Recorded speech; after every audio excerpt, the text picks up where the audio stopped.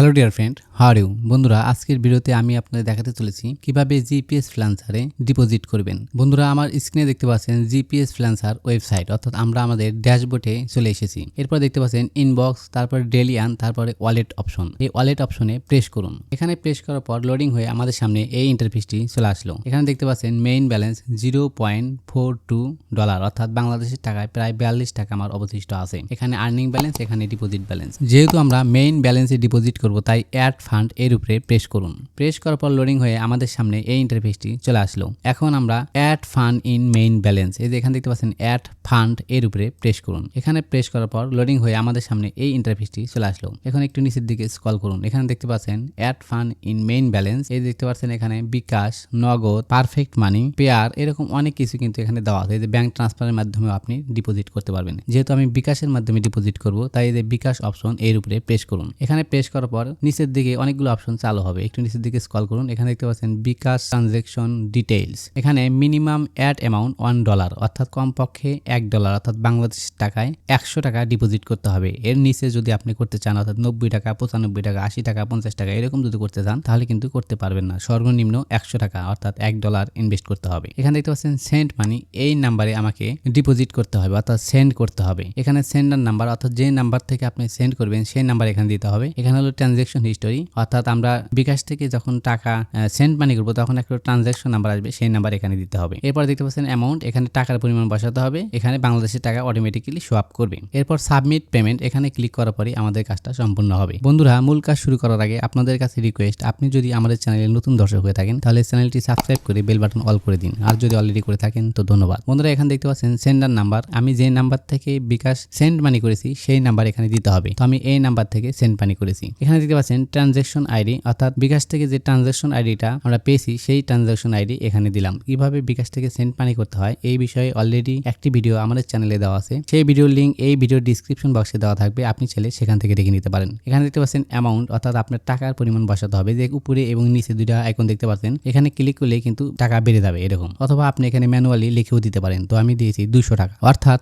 $2 সমান এখানে দেখতে পাচ্ছেন $200 বিডিটি অ্যামাউন্ট, অর্থাৎ বাংলাদেশের টাকার $200। যেহেতু আমি $200 ডিপোজিট করেছি, তাই এখানে $2 দিতে হবে। এখন আমাদের কাজ সম্পূর্ণ কমপ্লিট। সেন্ড করার আগে আরেকবার আপনি এখানে চেক করে নেবেন যে আপনার সবগুলো বসানো ঠিক হয়েছে কিনা। যেমন আমার মোবাইল নাম্বারটা এখানে আমি দিয়েছি, নাম্বার ঠিক আছে। ট্রানজ্যাকশন আইডি, এটা আমার ট্রানজ্যাকশন আইডি, এটাও ঠিক আছে। অ্যামাউন্ট $2, অর্থাৎ বাংলাদেশের টাকা $200। এখন আমরা সাবমিট পেমেন্ট এর উপরে প্রেস করবো। তো এখানে আমি প্রেস করলাম। প্রেস করার পর লোডিং হয়ে কিছুক্ষণ পরেই আমাদের সামনে এই ইন্টারফেসটি চলে আসলো। এখানে দেখতে পাচ্ছেন success transaction is pending, please wait for approve, অর্থাৎ আমরা যে সেন্ড করলাম সেটা কিন্তু অলরেডি সাকসেস হয়ে গেছে, অর্থাৎ জিপিএস ফ্রিল্যান্সারের টিমের কাছে চলে গেছে। এখন ওনারা এটা চেক করবে যে আসলে আমি ফেক ট্রানজ্যাকশন আইডি দিয়েছি নাকি সঠিকটা দিয়েছি। তারা চেক করার পরে আমার এটা অ্যাপ্রুভ করবে, ততক্ষণ পর্যন্ত আমাকে অপেক্ষা করতে হবে। এখন ওকে বাটন এখানে প্রেস করুন। এখানে প্রেস করার পর এই যে ডান পাশে দেখতে পাচ্ছেন নোটিফিকেশন, এই যে 1 লেখা আছে, এর উপরে প্রেস করুন। এখানে প্রেস করার পর ভিউ অল এখানে প্রেস করুন। এখানে প্রেস করলে আমাদের সামনে এই ইন্টারফেসটি চলে আসলো। We have receive your transaction request amount $2, অর্থাৎ আপনার $2 এর ট্রানজ্যাকশন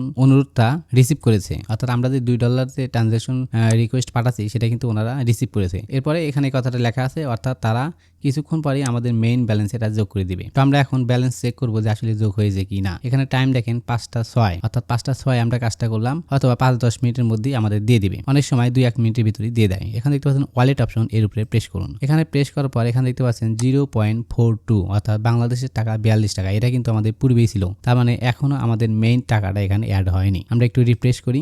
রিফ্রেশ করার পর দেখতে পেলাম আমরা আগের অবস্থায় আছে, অর্থাৎ এখনো আমাদের মেইন ব্যালেন্সে টাকাটা যোগ হয়নি। নিচে দেখতে পাচ্ছেন ট্রানজ্যাকশন হিস্টোরি, এই যে এখানে দেখেন অ্যাড ফান্ড টু মেইন, অর্থাৎ আমরা অ্যাড ফান্ডে অর্থাৎ মেইন ব্যালেন্সে এই $2 ক্রেডিট অর্থাৎ ডিপোজিট করেছি। কটার সময় করেছি? 5:04 PM। এই যে তারিখ দেওয়া আছে, এই তারিখে 5:04 আমরা করেছি। কিভাবে করেছি? বিকাশের মাধ্যমে। এখানে দেখতে পাচ্ছেন পেন্ডিং, অর্থাৎ আমাদের কাজটা এখনো পর্যালোচনায় আছে। যখন কাজটা সাকসেস হবে তখন তারা এই মেইন ব্যালেন্সে যোগ করে দিবে। আর জিপিএস ফ্রিল্যান্সার টিম যখন যোগ করে দিবে তখন আমাদের এই যে পেন্ডিং অপশনটা এখানে কিন্তু সাকসেসফুল দেখতে পারবেন। নিচে অপশনগুলো খেয়াল করুন, আমি অনেকবার ডিপোজিট করেছি, এগুলো কিন্তু সবই সাকসেসফুল হয়েছে, অর্থাৎ কোনোটাই আর পেন্ডিং এ নেই। ঠিক একইভাবে আমাদের এটা যখন কনফার্ম হবে তখন এখানে সাকসেসফুল দেখা যাবে। আর সাকসেসফুল দেখা মাত্রই আমরা এই মেইন ব্যালেন্সে টাকাটা দেখতে পারবো। বন্ধুরা, ডিপোজিট করার পর কিছু সময়ের মধ্যে কখনো 5 থেকে 7 মিনিটের মধ্যে মেইন ব্যালেন্স অ্যাড করে দেয়, আবার কখনো সার্ভার ইস্যুর কারণে একটু লেট হতে পারে, অর্থাৎ 2 থেকে 4 ঘন্টাও লেগে যেতে পারে। তো আমার ক্ষেত্রে কখনো 7 থেকে 8 মিনিট এবং কখনো 20 থেকে 25 মিনিট সময় লেগেছে।